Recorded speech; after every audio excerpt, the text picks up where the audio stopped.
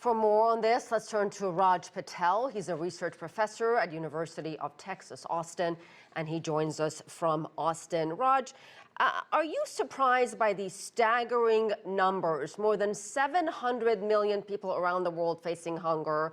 Nearly 3 billion cannot afford a healthy diet. But yet we can come up with driverless cars, AI technology, robots, and clones, and yet we can't feed people properly around the world. Well, I think you framed it beautifully. I mean, I'm not surprised by these numbers. And of course, these numbers have been made worse by COVID. I mean, before COVID, we were on a slight upward tick in the number of people who are undernourished, the number of people who are food insecure, and COVID made it much worse.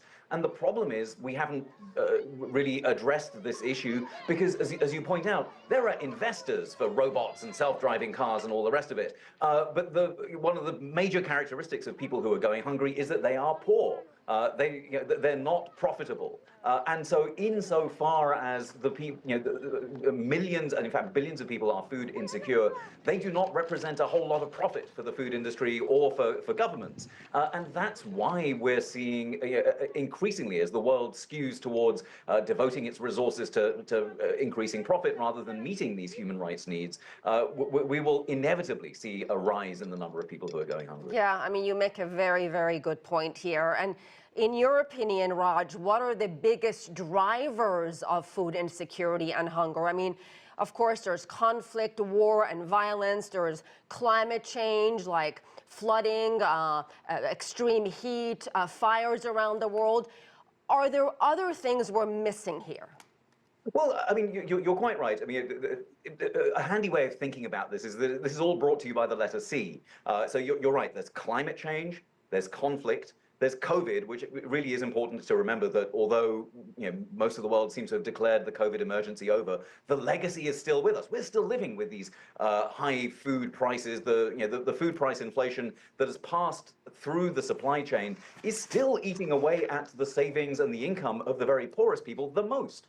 So COVID and its aftershocks, and then let's not be afraid of the word capitalism. I mean, if we are distributing food on the basis of the ability to pay, then again we shouldn't be surprised that the people least able to pay are the ones going hungriest. But I think one of the important things to remember here is that these things don't just happen sort of piecemeal. They happened simultaneously.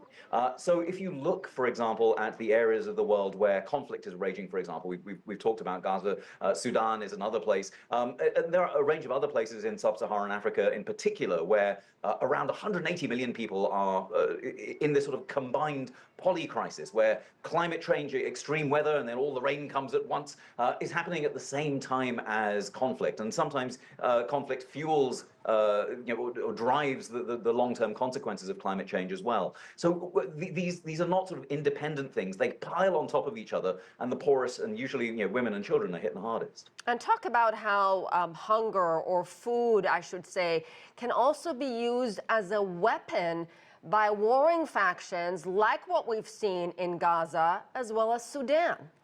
Well, I mean, again, your reporting just before this segment was spot on. That what you're seeing often in these complex crises is that one side will announce, "Oh, we're abiding by all these human rights laws," but if you look on the ground, there are very explicit attempts to cut off food supplies to civilians, which of course is a war crime. And you're seeing these kinds of criminal activities happening in the midst of some of the greatest crises that we're seeing. Certainly, you're seeing it in Gaza and the West Bank. You're seeing it in South Sudan and in a range of other conflicts that, sadly, we're not really getting a chance to talk about. I mean, we began this segment talking about how do we raise awareness. Well, this is a chronic issue, and one conflict in particular seems to have taken up all the bandwidth. But actually, we need a great deal of money to be able to mitigate the effects of conflicts, not just in the Middle East, but around the world, in order to be able to get us back on track to be able to end hunger by 2030. Well, I guess the obvious question too, Raj, is where do we get the resources? Where do we get the money you're talking about? Well, inevitably, it's a political choice. Now, we heard the very grim news about the number of people who are unable to afford a healthy meal. It's somewhere near 3 billion.